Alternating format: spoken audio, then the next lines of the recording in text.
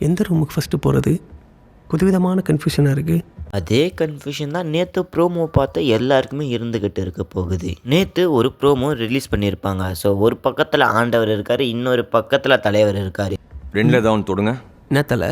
அதுக்கு முன்னாடி நம்ம சேனல் நீங்கள் புதுசாக வந்தீங்கன்னா சப்ஸ்கிரைப் பண்ணி வச்சுட்டு வீடியோக்கு லைக் கொடுத்துட்டு உங்கள் ஃப்ரெண்ட்ஸை ஷேர் பண்ணிவிட்டு வாங்க. Super sir. ரஜினி சாரும் இதான் செலக்ட் பண்ணியிருக்காரு. 47 வருஷம் கழித்து தமிழ் சினிமாவோட 2 பெரிய சிம்ம சொப்பனங்கள் சூப்பர் ஸ்டார் ரஜினிகாந்த் மற்றும் உலக நாயகன் கமலஹாசன் சேர்ந்து ஒன்றா நடிச்சிருக்காங்க.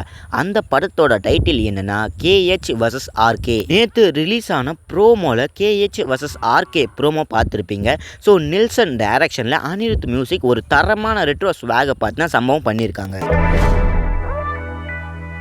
இந்த ப்ரோமோவில் நிறைய இடனான ஸ்க்ரீன்லாம் கொடுத்துருக்காங்க. அது என்னென்ன உங்களுக்கு இந்த வீடியோவில் சொல்ல போகிறேன். ஆரம்பத்தில் நெல்சன் அவர்கள் ரொம்பவுமே பார்த்தீங்கன்னா கன்ஃபியூஷனான மோடில் இருந்திருப்பாங்க. ரூமுக்கு ஃபஸ்ட்டு போகிறது புதுவிதமான கன்ஃபியூஷனாக இருக்குது.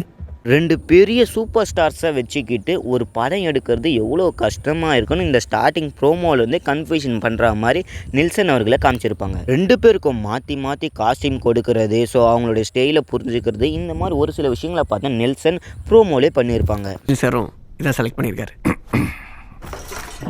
2 ஸ்டார்ஸுமே ஒன்றா சேர்ந்து டைரக்டரான நெல்சன் அவர்களை பார்த்தா குழப்பி விட்டுட்டாங்கன்னு தான் சொல்லணும். ஏன்னா அந்த அளவில் பார்த்தா இவங்க சொல்கிற காஸ்டியூம் யாருமே எடுக்க மாட்டாங்கன்னு சொல்கிற மாதிரி 2 ஸ்டாரும் மாற்றி மாற்றி அவங்களுக்கு பிடிச்ச மாதிரி காஸ்டியூமே எடுத்துக்கினாங்க. இது சார் எடுத்துருக்காரா இல்லையா?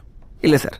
யூனிக்காக நெல்சன் என்ன பண்ணியிருக்காங்கன்னா காமெடி பண்ணியிருக்காங்க, ரொம்பவுமே நல்லா இருக்குது. அது மட்டும் இல்லை 80s வின்டேஜ் லெதர் ஜாக்கெட்டை பார்த்தீங்கன்னா கொடுத்துருப்பாங்க. கூலிங் கிளாஸ், வாட்ச் இது எல்லாமே பார்த்தீங்கன்னா கொடுத்து பயங்கரமான மாஸ் என்ட்ரியை பார்த்தீங்கன்னா ஒரு கொடுத்துருப்பாங்க.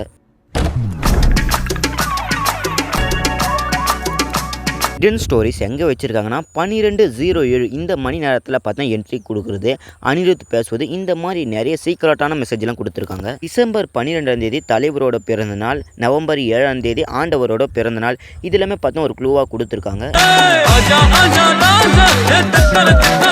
இவங்க 2 பேரையும் ஒன்றா சேர்த்து பார்த்தீங்கன்னா டைமிங் காரில் ஏறுனாங்க. ஸோ அது மட்டும் இல்லை ராக் ஸ்டாரான அனிருத் அவர்கள் ஒரு பயங்கரமான பிஜிஎம் போட்டு அங்கே தாறுமாறு பண்ணியிருப்பாங்க. கிளைமேக்ஸ் ஷாட்டில் பார்த்தீங்கன்னா ரஜினி சார் பார்த்தீங்கன்னா அந்த ஒரு கார் சாவியை தூக்கி போகிறதுமா, அதை கமல் சார் பார்த்தீங்கன்னா கெத்தா ஸ்டைலாக பிடிச்சதுமா ஒரு பயங்கரமான என்ட்ரியை பார்த்தீங்கன்னா கொடுத்துருந்தாங்க.